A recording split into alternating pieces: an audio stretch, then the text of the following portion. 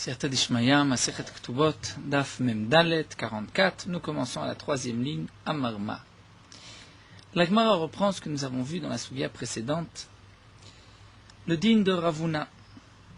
Si une femme apporte au Beddin deux Ktubot, du même mari, une Ktuba où c'est marqué 200, ce que l'on doit généralement à une femme qui au moment de son mariage était vierge, une Betula, et elle a une deuxième Ktuba où c'est marqué 300. Donc le mari a rajouté 100 à la Ktuba, à la Takana des Chachamim.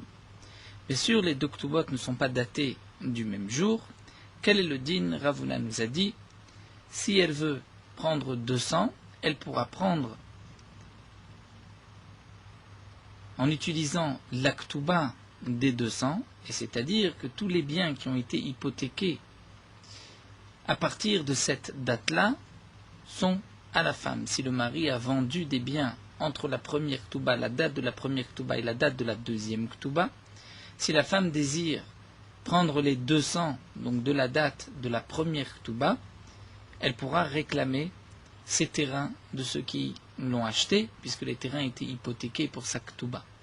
Si elle préfère prendre 300, à ce moment-là, elle prendra de la deuxième date, et donc c'est seulement les biens que le mari avait à ce moment-là, au moment de la deuxième date, ce sont les biens qui sont hypothéqués.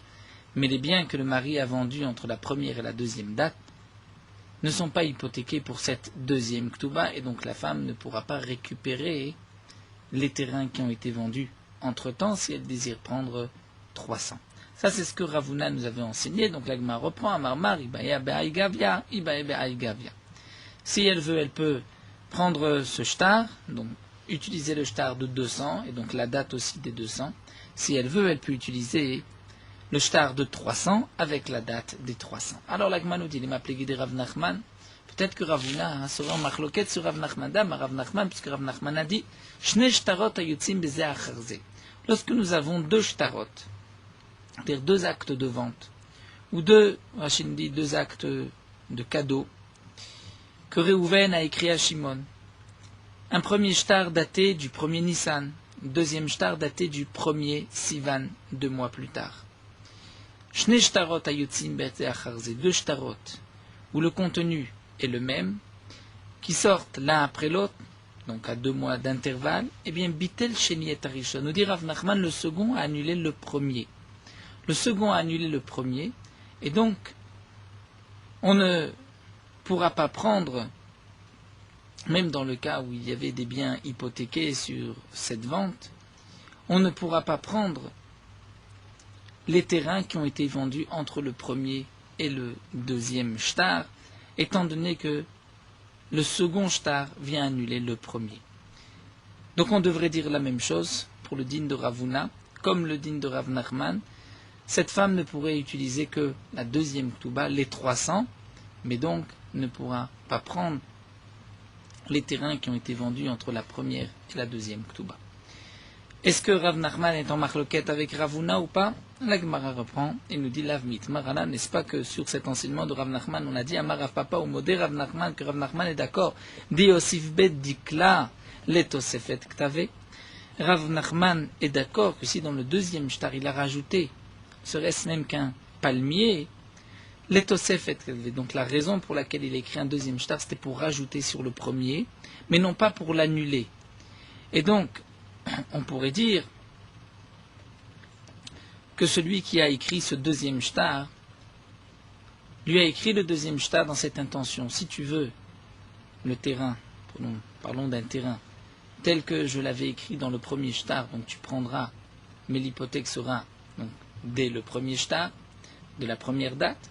Si tu préfères recevoir cette chose en plus, à ce moment-là, tu accepteras l'hypothèque seulement de la deuxième date.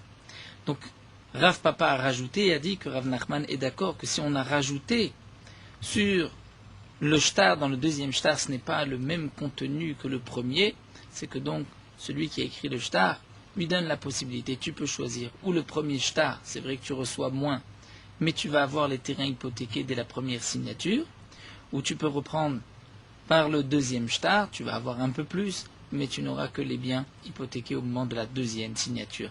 En tout cas, on voit que Rav Nachman est d'accord que lorsqu'il y a un rajout, c'est différent. Et donc là, l'Agma nous dit Achaname a aussi flamidé. Ici aussi, donc il n'y a pas de contradiction avec Ravuna. Ravuna est d'accord avec Rav Nachman, puisque là aussi, dans les deux Ktubot, nous avons une Ktuba où c'est marqué 200 et la deuxième c'est marqué 300. Il a donc rajouté 100 en plus. Puisqu'il a rajouté 100 en plus, d'après Ravuna, c'était pour dire à sa femme, si tu veux 200 de la première date, si tu préfères 300, à ce moment-là, ce n'est que de la deuxième date, et les terrains ne seront hypothéqués qu'à partir de cette deuxième date. Dans le cas où il aura vendu tous ses terrains entre la première et la deuxième Ktuba, donc bien sûr, la femme fera attention de ne pas accepter cette soi-disant proposition en or de recevoir 300, puisqu'elle ne pourra rien récupérer, étant donné que lui peut dire ensuite je n'ai pas d'argent, et je n'ai pas de terrain non plus, tout avait été vendu entre la première et la deuxième Ktuba. La Gemara continue, et la Gemara nous dit, Goufa, reprenons ce que Rav Nachman nous a dit, Amar Rav Nachman, Shte shtarot hayutzim b'zeh acharze, bitel shne tarishon, que deux shtarot qui sortent l'un après l'autre, le second a annulé le premier, donc nous avons vu deux actes de vente, le contenu est le même, les dates sont différentes, le second vient annuler le premier. Amar Rav Papa rajouté, nous dit, Umode Rav Nachman, et Sivvediklet Sevet Kadve.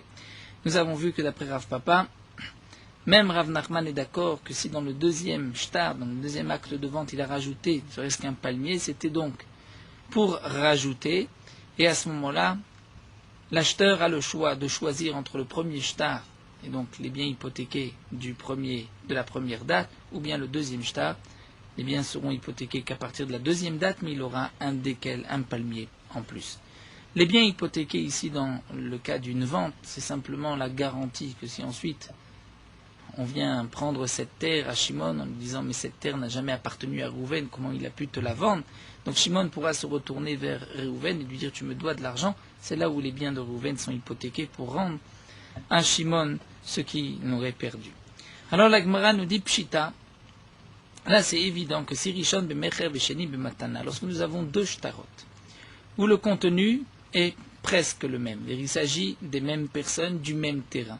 Mais dans le premier shtar, c'est un mecher, c'est une vente. Réhouven a vendu à Shimon. Dans le deuxième shtar, c'est bematana, un cadeau. C'est marqué que Réhouven a donné à Shimon. Quel est le din?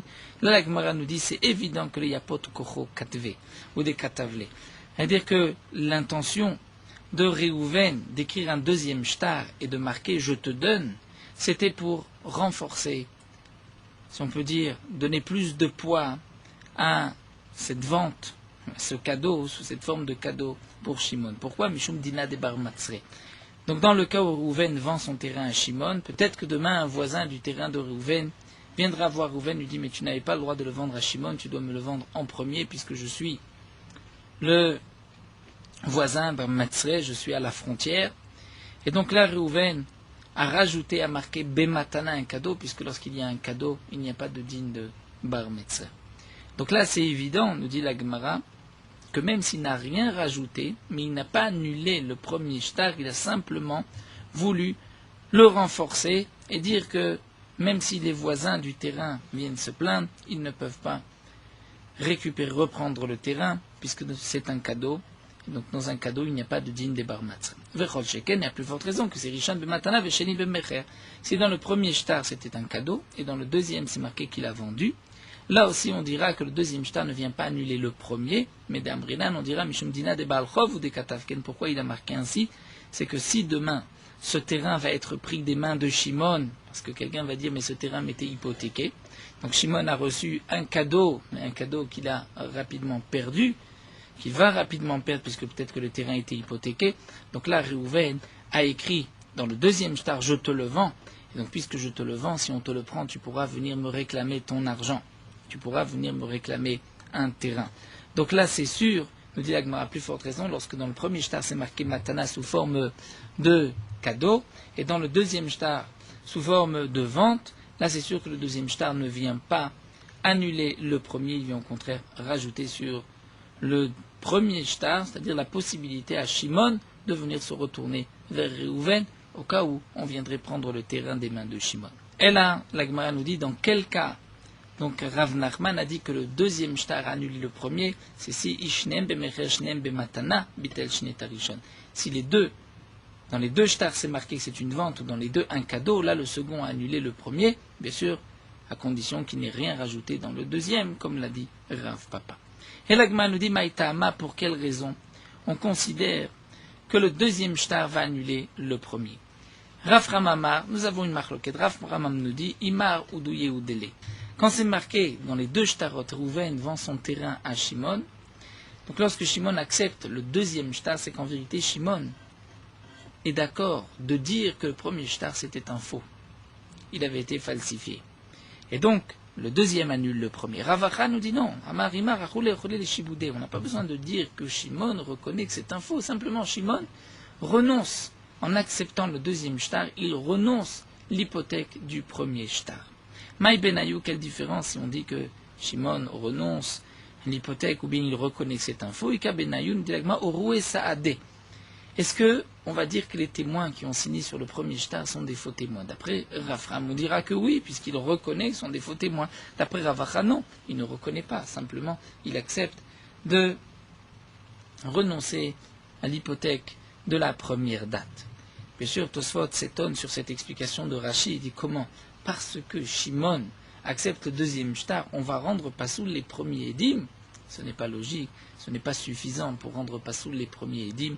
Seulement Tosfot nous dit c'est dans le cas tout simple où ce Shimon va avoir un autre shtar, où les mêmes témoins ont signé. Eh bien on pourra dire à Shimon, tu ne peux plus utiliser ce deuxième shtar, puisque toi tu as accepté sur l'autre terrain un deuxième shtar. Ça veut dire que les premiers témoins, le premier shtar, tu acceptes d'après Rafram de dire qu'il a été falsifié. Donc la signature qu'on voit là ici de ces témoins n'était donc pas vraie. Si on retrouve maintenant dans un de tes shtarot, sur un autre terrain, la signature des mêmes témoins, la même signature, on dira aussi que c'est falsifié, puisque d'une certaine manière tu as avoué ici que c'était falsifié. Ça c'est d'après Rafram. Ou encore nous dit la Gemara une autre nafkamina, les shloumé péré. Est-ce qu'il doit payer les fruits qu'il a mangés, que l'acheteur a pris entre la première date du premier shtar et la deuxième? D'après Rafram, il devra payer, étant donné que d'après Rafram, il reconnaît que le premier shtar était un faux. Alors que d'après Ravacha, il ne reconnaît pas, il a juste accepté d'annuler, de renoncer à l'hypothèque du premier shtar. Mais il est évident que le terrain lui appartenait déjà dès la première date. Ou encore, une troisième nafkamina, les taska. Qui est-ce qui va payer l'impôt sur le terrain pendant ce temps intermédiaire du premier et du deuxième shtar? D'après Rafram, puisqu'il reconnaît que le shtar le premier était un faux, donc c'est au vendeur, à Réhouven, de payer cet impôt. D'après Ravacha, c'est à Shimon qui doit payer l'impôt. La Gemara conclut notre sugia, Ma'yave ala dektuba. Quelle est la conclusion, le digne de l'aktuba, comme nous avons vu? Donc dans une ktuba, il y a, la Gemara l'avait dit, il y a déjà une takana de chachamim depuis les fiançailles, donc de 200, et ensuite au moment du mariage, le mari va écrire cette ktuba. Alors à partir de quand? Quelle est la conclusion de la Gemara? À partir de quand on va prendre cette ktuba? Donc nous avions vu une marloquette, Ravuna avait dit les 200 c'est de la date des Hirusim, et la Tosefet c'est à partir des Nisuim, du mariage. Et Ravasi avait dit que non, que même les 200 c'était à partir du moment du mariage, puisque c'est elle qui a accepté, on va dire d'une certaine manière, cette ktuba, elle accepte de renoncer à l'hypothèque donc de la première date du moment des Hirusim, des fiançailles. Quelle est la conclusion? C'est ce que la Gemara demande. Tashma, la Gemara nous rapporte une memra d'Amar Rabuda Mar Shmuel Mishum Rablezev Rab Shimon Rabuda Yunun Shmuel Unun Rablezev Rab Shimon Mané Matay Mina Hirusim Vetosefet Mina Nisuim. Donc 200 des Hirusim, comme la Takana de Chramim, ce qu'il a rajouté sera des Nisuim. Ça c'est ce que nous avait dit Ravuna.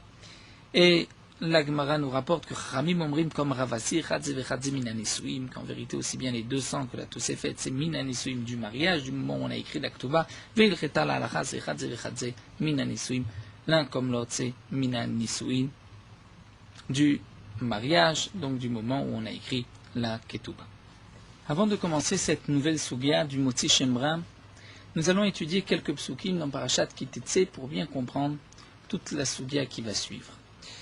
La Torah nous dit, donc dans Parashat Kitetse, Dvarim Chavbet, Perek Chavbet 22, Pasuk Yud Gimel 13, la Torah nous dit, lorsqu'un homme va épouser une femme, et juste après son mariage, Usnea, il la déteste, il ne veut plus la garder. Cet homme-là va choisir le moyen de se défaire de sa femme sans bien sûr lui payer l'Aktuba. Le plus simple, c'est Vesamla alilot devarim veotsia le hashemra. Il va lui faire porter un mauvais renom. Vamar, il va dire, et Aïcha azot la karti, j'ai pris cette femme, je l'ai épousée, velo matzati la betulim. Elle n'était pas betula, au moment du mariage, elle n'était pas vierge. Et donc le mari vient dire qu'il a été trompé et que elle a peut-être même fauté entre les fiançailles et le mariage. Et donc si cette femme a fauté entre les fiançailles où elle a reçu les kiddushim, elle était déjà échetiche, et la période, le moment du mariage de la choupa, elle a transgressé donc l'interdiction de la Torah échetiche, un adultère, et elle devrait être punie par la peine de mort qui est généralement pour échetiche chenek. Elle devrait être étranglée. Mais là, la Torah nous dit que le din est différent pour une nahara. Nous allons voir tout de suite que c'est un din de skila. Alors la Torah nous dit, tout d'abord, puisque on parle dans le cas où ce n'était pas vrai, donc c'était un chembrin, un mauvais nom, le père de la jeune fille va apporter des témoins.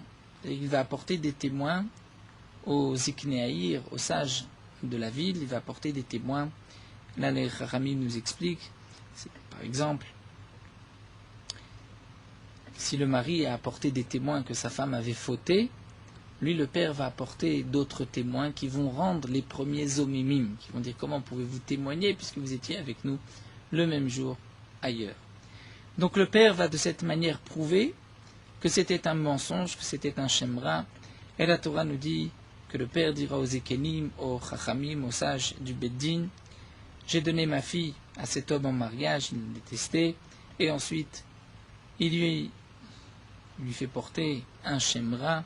Il vient dire, je n'ai pas trouvé à ta fille des Betulim, voici les Betulébiti. Et donc les Chachamim vont juger cet homme-là, ils vont le condamner. Le condamner à quoi? Nous dit le Pasuk Veiseru Oto, c'est-à-dire on devra lui donner Malkout, les 39 coups. Mais le Beddin va aussi le punir, il devra payer 100 kesef, qu'il donnera au père de la jeune fille, étant donné qu'il a fait sortir un shemra sur une betulat Yisraël. La Torah précise bien que Otsi shemra al betulat Israël, il a fait sortir un shemra sur une jeune fille d'Israël. Et il y a un autre din, un troisième din, velot yeh leisha lo yuchal eshalecha kol yamav. Il sera obligé de la garder, il ne pourra pas la divorcer toute sa vie. Donc il sera puni par Malkout, il devra payer 100 kesef, 100 shkalim de la Torah, et aussi il devra la garder toute sa vie. Et la Torah continue, mais si c'est vrai, c'est-à-dire on a apporté des témoins qui ont vu qu'elle avait fauté après ses fiançailles.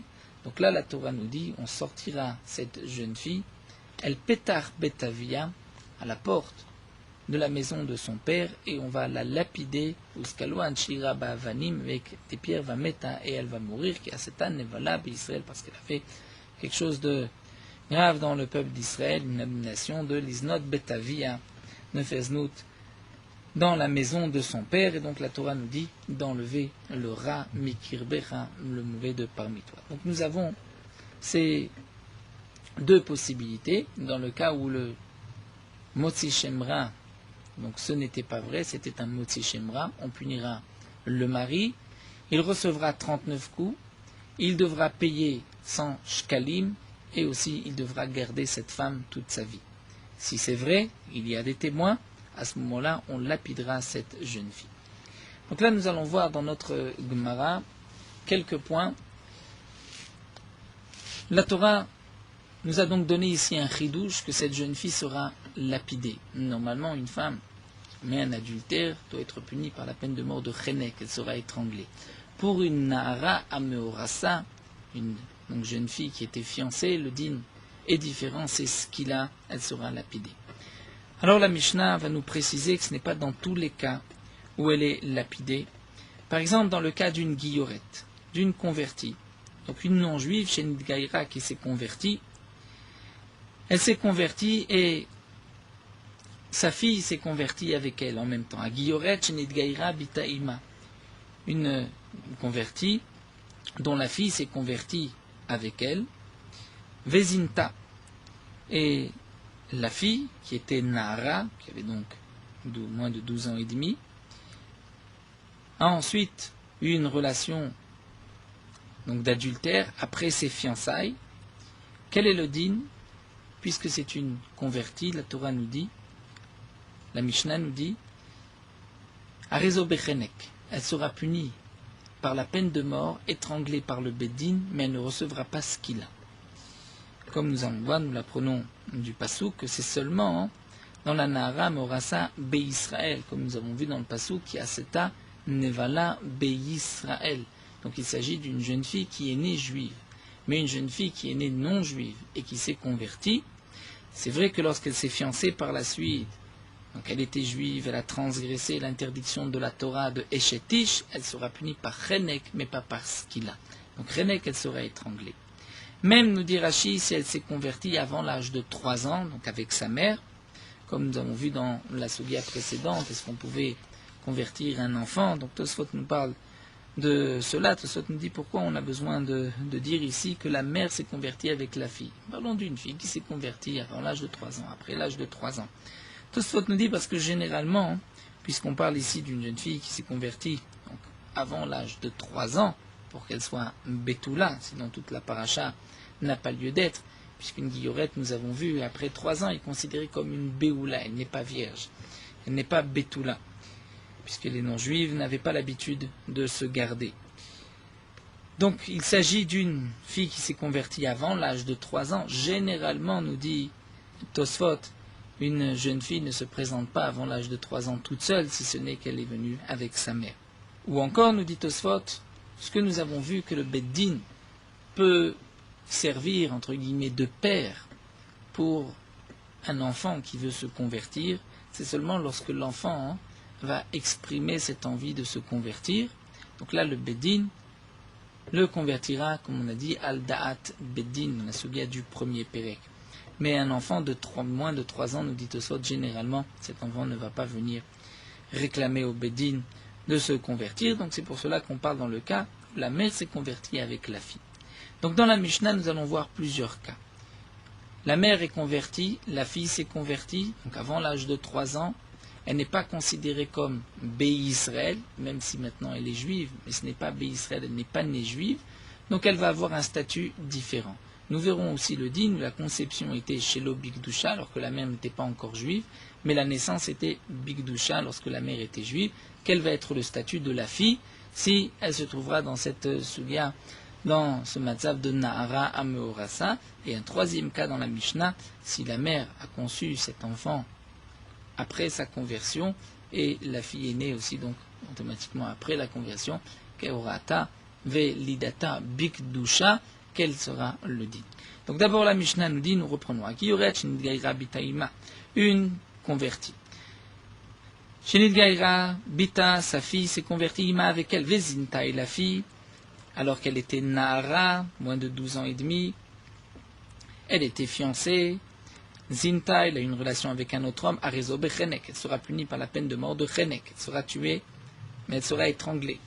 En la lopetar betav, on ne pourra pas accomplir ce qui est marqué dans le Passouk, on la sortira à la porte de la maison de son père, puisqu'elle n'a pas de maison de père, comme nous verrons, Velomea Sela. Et le mari, dans le cas où c'est lui qui a menti, ne devra pas payer les 100 snaim. Nous verrons pourquoi, puisque toute cette paracha ne parle que Bé-Israël. Si la conception de cette fille était chez Bigdusha avant la conversion de la mère, mais elle est née Bigdusha après la conversion de la mère, à Rezo Beskila, là elle a le même statut qu'une Bat Israël et elle sera lapidée. Là, Lopetar Bet Av, mais on ne la sortira pas à la porte de la maison de son père, puisqu'elle n'a pas de père, étant donné que la conception était avant la conversion de la mère. Velomea Sela ne recevra pas l'essence Sela si c'est le mari qui a menti. Si la conception et la naissance étaient après la conversion de la mère, Arik et Bat Israël et Kol Devar. Là, elle a un statut de Bat Israël pour tous les dinim, pour toute la paracha. Et la Mishnah termine, quel va être le din d'une jeune fille? Yesh la Av, elle a un père, Ven la Petar Betav, mais son père n'a pas de maison. Ou bien Yesh la Petar Betav, son père avait une maison, Ven la Av, mais le père est décédé. Quel sera le din? Puisqu'on ne peut pas appliquer ce qui est marqué dans la Torah, on la sortira à la porte de la maison de son père, on ne pourra pas donner au père tout ce qui est marqué dans le pasouk, le père, eh bien, malgré tout, nous dit la Mishnah, Arezo Beskila, elle sera lapidée. Donc on appliquera la paracha de Nahara, Meurasa. C'est vrai qu'on ne pourra pas appliquer Petar Betav à la maison, la porte de la maison de son père, puisque le père est décédé ou le père n'a pas de maison, mais l'on est mar Petar Betav et la mitzvah. Ce n'est qu'une mitzvah, si on ne peut pas l'accomplir, ce n'est pas grave. Donc nous allons voir tout ceci dans la Gemara. La Gemara nous dit d'abord, Menanemile, d'où est-ce qu'on sait que si, nous dit Rachid, la conception était chez l'Obigdusha avant la conversion de la mère, et la naissance après la conversion, d'où est-ce qu'on sait que cette fille aura ce qu'il a? Après tout, ce n'était pas Béisraël, puisque la conception n'était pas Béisraël. Amar Resh Lakish nous dit Amarkra, puisque la Torah dit Umeta. C'est-à-dire, c'est marqué, Uskalua Kolanchi Rabavanim va Meta. C'est-à-dire, tous les habitants de la ville vont la lapider et elle va mourir. Pourquoi la Torah nous dit elle va mourir? Si on la lapide, bien sûr qu'elle va mourir, on va la tuer. Les rabbot, c'est que le passouk vient nous dire, on la tuera de cette manière, pas seulement celle que nous parlons dans le pasouk, mais les rabbot, on vient inclure même au rattache de Bigdusha, le tas de Bigdusha. Que si la conception s'est faite avant la conversion et la naissance après la conversion. Alors demande l'agma yachim, kenamelike, ou measel anamel shalem, si c'est ainsi, si vraiment dans le pasouk ou mettant, on va inclure même ce cas-là, où la conception était avant la conversion de la mère et la naissance après la conversion, on dit qu'elle sera punie par ce qu'il a. Donc dans le cas où le mari a menti, et que là on ne tuera pas la jeune fille, eh bien on devrait, à ce moment-là, milke namenilke, on devrait frapper le mari, les malkoutes, et on devrait lui faire payer cette amende. Mais à cela, namel shalim qu'il paye, puisque on voit qu'on applique à cette fille la paracha tout entière. Amarkra, l'agma répond non, ou meta, c'est marqué ou meta, c'est le ribouille, que si cette fille a été conçue chez l'Obigdusha, elle est née Bigdusha, le ribouille qu'elle sera lapidée, c'est seulement ou meta pour la mort. Les mita nitrabata velo le knas, seulement pour la mita, mais pas pour le knas. Alors demande l'agma veima, peut-être qu'on n'a qu'à dire le rabotorata vilidata Bigdusha, que le pasouk vient inclure lorsque la conception et la naissance étaient après la conversion, mais peut-être pas si la conception était avant la conversion. Ça nous dit l'agma, j'ai pas besoin de pasouk pour cela, israélite, mais al-yeta i. Donc cette jeune fille a été conçue après la conversion de la mère, elle a le même statut qu'une jeune fille israélite, donc c'est évident que dans ce cas-là, on lui appliquera le digne de ce qu'il a. Alors demande l'agma, veima le rabot orata vididata shelo bigdusha. Peut-être que le pasouk vient inclure, même lorsque la conception et la naissance étaient avant la conversion. Donc cette jeune fille était née avant la conversion de la mère et elle s'est convertie par la suite. C'est le premier cas de notre Mishnah. Peut-être que dans ce cas-là, la Torah nous dit aussi qu'elle sera punie par ce qu'il a, puisqu'elle a commis un adultère, elle est Nahara Meorasa. Et dans la Mishnah, nous avons vu que non, c'est Bechenek, puisqu'elle a été convertie. Alors nous dit la Gemara, ça je ne peux pas dire une telle chose parce que Imken Be'Israël Maya Anele, puisque n'oublions pas que dans le Passouk c'est marqué Be'Israël, Astan Nevela Be'Israël. Donc la Torah précise bien, le Sriouf, ce qu'il a, c'est parce que la Nevela s'est faite Be'Israël, donc une fille qui est née juive. Donc c'est vrai qu'on doit limiter, puisque c'est marqué Be'Israël, donc on va exclure la convertie. D'un autre côté, la Torah dit Meta pour inclure, donc il est logique d'exclure celle qui est née avant la conversion de la mère, mais de inclure celle qui a été conçue avant la conversion et qui est née après la conversion. Amar Rabbi Yosef bar Chanina.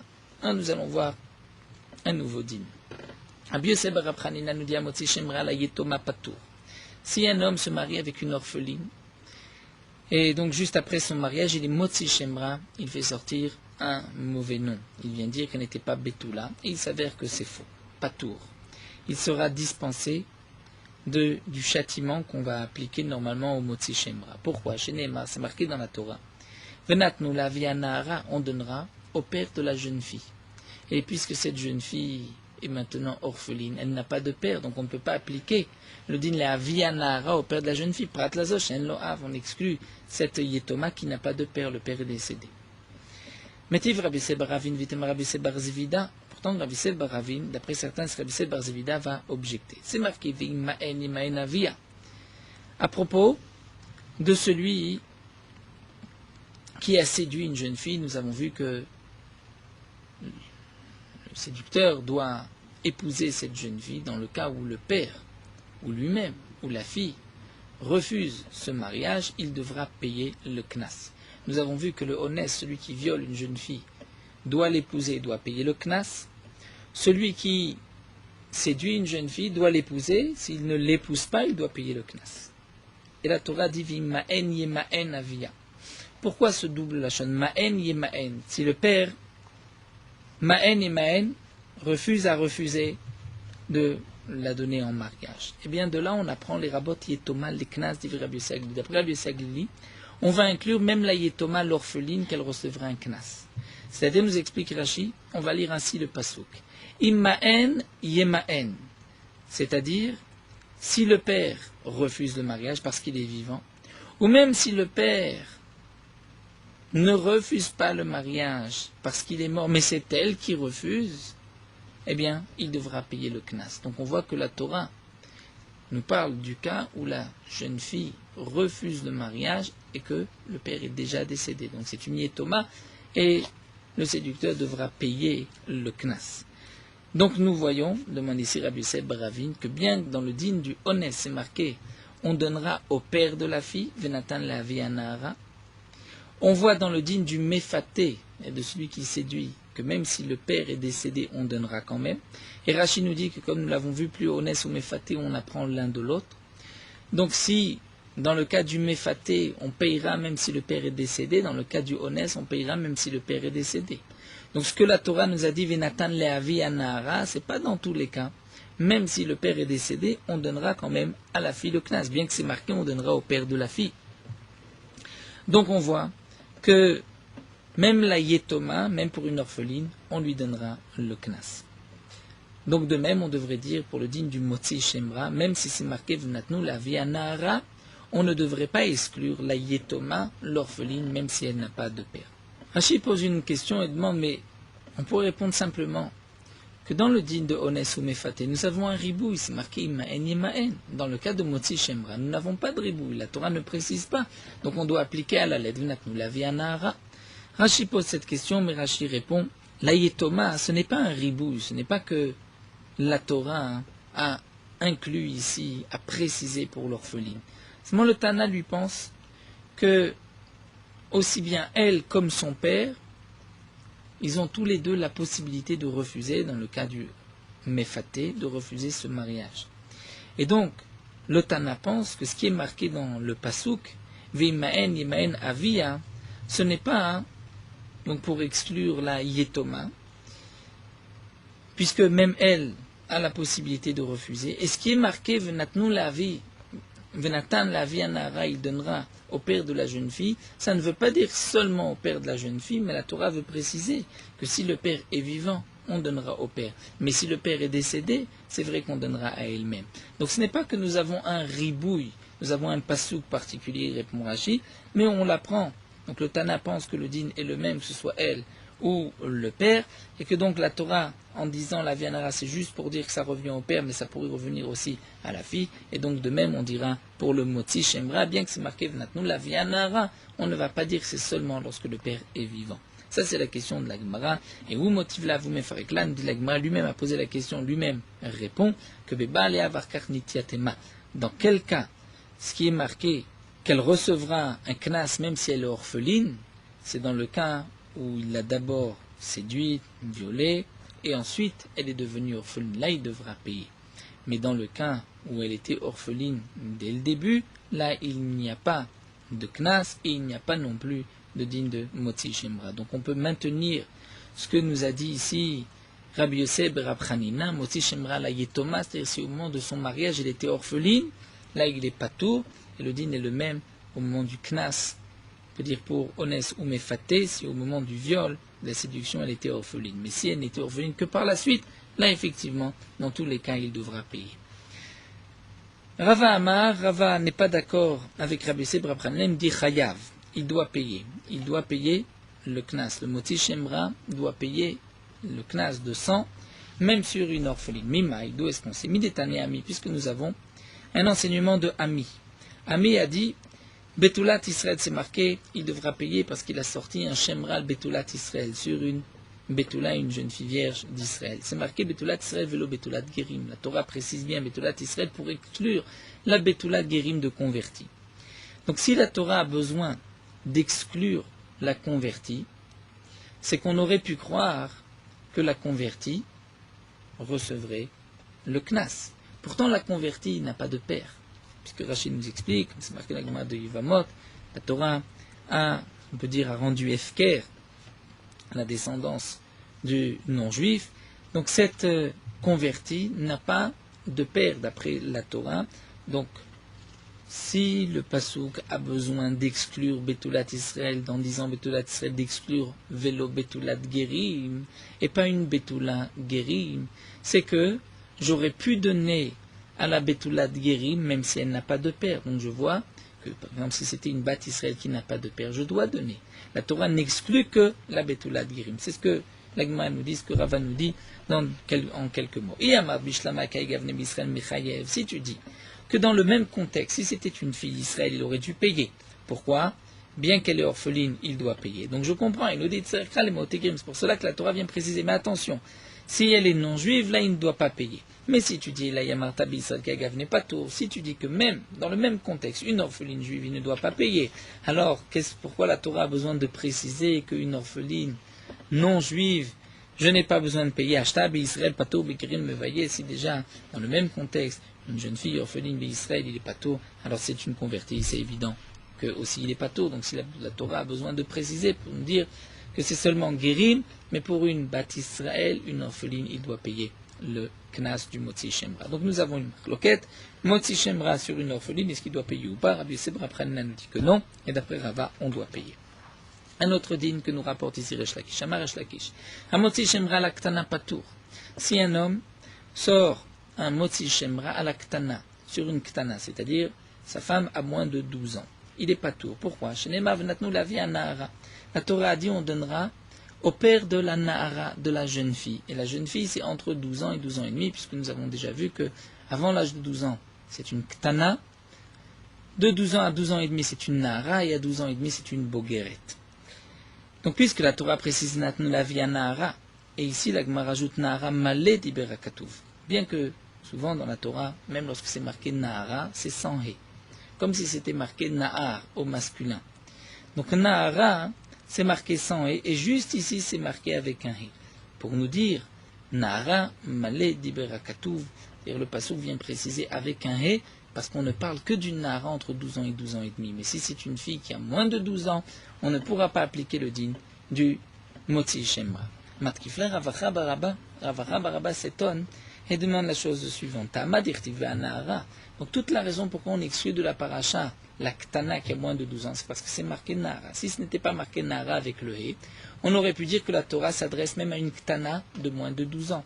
Mais lorsqu'on suit la suite de la Torah du Passouk, c'est marqué que si le mari avait raison et que c'est vrai qu'il y a des témoins, on prendra sa femme et on va la lapider. Mais si c'est une Ktana qui a moins de 12 ans, on ne peut pas la lapider, puisqu'elle ne peut pas être punie avant la Bat Mitzvah. Donc tu vois bien que la Torah ne peut pas parler d'une Ktana. Donc pourquoi ai-je besoin d'une Nahara, du Hé, en plus pour me dire qu'on ne parle pas d'une Ktana? C'est ce que demande ici Ravacha Barabata, Madirti Be'anahara. Toute la raison pourquoi tu fixes une Ktana, c'est parce que c'est marqué Anahara. Ah, la varie, ce n'était pas marqué Avamina, j'aurais pu dire Afilou Ktana, même une Ktana de moins de 12 ans. Active, pourtant c'est marqué Vimmetaya Davarazé. Si c'est vrai que l'Olimtsu Betulim Nanara, que la jeune fille n'était pas vierge, Votsu et Anahara, Petar Betavi Oskaloua, on la sortira à la porte de la maison de son père, on va la lapider. Vektana, c'est une fille de moins de 12 ans. La Baton Chini, on ne peut pas la punir. Elle n'est pas bat mitzvah. Alors, l'Agma reprend, en vérité, c'est vrai. D'où est-ce qu'on sait que dans cette paracha, on ne parle que d'une Nahara entre 12 ans et 12 ans et demi, et pas d'une Ktana de moins de 12 ans, parce que c'est marqué, on va la lapider, et donc si on va la lapider, il s'agit obligatoirement d'une Nahara qui est déjà bat mitzvah, déjà 12 ans. Seulement, la Torah a marqué ici un He, pour nous dire, dans ce contexte, dans ce passouk, la Nahara est expliquée une véritable Nahara entre 12 ans et 12 ans et demi. La Torah marque ici un He pour te dire, ailleurs où je ne marquerai pas le He, où ça sera marqué Nahara, on lira Nahara, mais ça sera marqué Nahar, c'est-à-dire sans He, là on devra dire que c'est même la Ktana, même une jeune fille de moins de 12 ans, le passouk concerne aussi cette jeune fille. C'est ce que l'Agma nous dit, et la Kan Nahara, Akol Makom Shnema Nahara Filu Ktana Bemashma. Le passouk ici a précisé Nahara avec un He pour nous dire, ici c'est Nahara, seulement une Nahara, mais ailleurs où c'est marqué Nahar, c'est-à-dire Nahara sans He, on comprendra que même une ktana bemashma, même si c'est une ktana, même si elle a moins de 12 ans, on pourra appliquer le din de la Torah, aussi bien pour la nara que pour la ktana, comme nous l'avons déjà vu aussi à propos du ones et du mefaté. Est-ce que ça s'applique seulement à une nara, donc au début du 3e pérec, est-ce que c'était seulement une nara, ou même à une ktana, c'était la marloquette entre Rabbi Meir et les Chachamim. Voilà, nous allons nous arrêter ici. Donc nous avons commencé la sugya de Motzi Shemra. Nous avons vu donc le din d'une convertie qui est différent d'une bat Israël. Nous avons vu aussi que le din de Motzi Shemra sur une yétoma, une orpheline, puisqu'on ne peut pas appliquer tous les psukim marqués au père de la jeune fille. Donc là c'est une marloquette, est-ce qu'il y a un din Motzi Shemra ou pas. Et sur l'Aktana aussi, nous avons vu que d'après Resh Lakish, Motzi Shemra l'Aktana patour, étant donné que la Torah précise bien donc qu'il y a ce qu'il a, il s'agit d'une Nahara, et la Torah nous marque aussi un He en plus pour nous dire qu'ailleurs où c'est pas marqué Nahara avec un He, il s'agit même d'une Ktana. Nous allons nous arrêter là. Norota Halacha Daf Mem Dalet, nous allons commencer un nouveau sujet concernant tout ce qui a poussé pendant la Shemitah. Donc pendant la Shemitah, nous avons vu qu'il y a une interdiction de travailler la terre et de travailler les arbres. À part donc cette interdiction du travail de la terre, la Torah nous donne certaines mitzvot, certaines obligations concernant ce qui a poussé pendant la Shemitah et qui a reçu le statut de fruits qui ont cette sainteté, la Kedushat Shivit. Nous verrons que tout dépend de la période où ces fruits ou ces légumes ont poussé. Donc voici les dinim qui concernent les fruits qui ont la Kedushat Shivit. Tout d'abord, nous avons l'obligation de rendre efker, d'abandonner, de laisser, donc de renoncer à notre propriété sur ces fruits. On rendra le tout efker, et celui qui veut se servir a le droit.